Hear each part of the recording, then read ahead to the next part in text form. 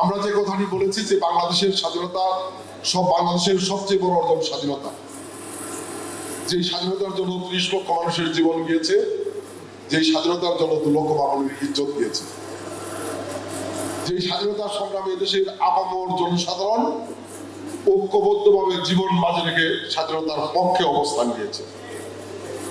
শুধুমাত্র একটি শক্তি, সেই বাংলাদেশ জামাত ইসলামী স্বাধীনতার যুদ্ধকালীন সময়ে স্বাধীনতার বিপক্ষে অবস্থান নিয়েছে।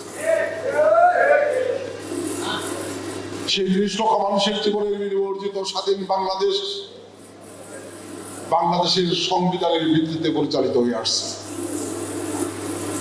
এবং যতদিন বাংলাদেশ থাকবে ততদিন এই বাংলাদেশের সংবিধানের ভিত্তিতে পরিচালিত হবে।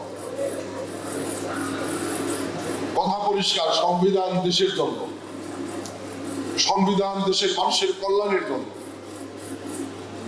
কাজে এই সংবিধান যদি কখনো জনকল্যাণের সাথে অসঙ্গতিপূর্ণ মনে হয়, এই সংবিধান যদি কখনো জনস্বার্থের পরিপন্থী হয়, দেশের স্বার্থে পরিবর্তিত হয়, সংবিধানের সেই অংশটি সংশোধন করে জনকল্যাণের পক্ষে সংবিধানকে পরিচালিত করতে হবে।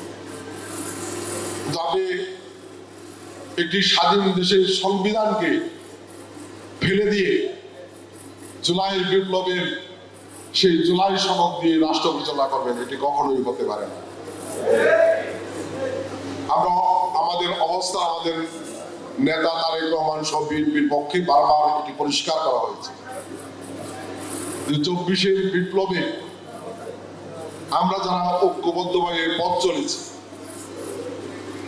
তারা জুলাই সনদে স্বাক্ষর করার পূর্বে যে জায়গাগুলোতে আমরা সকলে মিলে ঐক্যবদ্ধ হয়েছি সেগুলো আমরা একমত।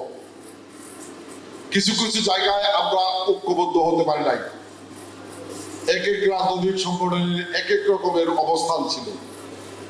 সেই জায়গাগুলোতে আপত্তি দেওয়া হয়েছে, যেগুলোকে নোট অফ ডিসেন্ট বলে। বিএনপি যখন জুলাই সনদে স্বাক্ষর করেছে তখন বিএনপি কিছু কিছু জায়গায় নোট অফ ডিসেন্ট দিয়েছে, যে এই জায়গাগুলোতে বিএনপি তাদের সাথে একমত পোষণ না করে বিএনপির যে অবস্থান, সেই অবস্থান অনুযায়ী আগামী দিনের পথ চলবে। সেই জায়গাগুলোতে কিন্তু সকল রাজনৈতিক দল ঐক্যমত পোষণ করে নাই। কাজে সেই জায়গাগুলো সংবিধানে অন্তর্ভুক্ত করা বা সেগুলো বাস্তবায়ন করতে বিএনপি বাধ্য নয়।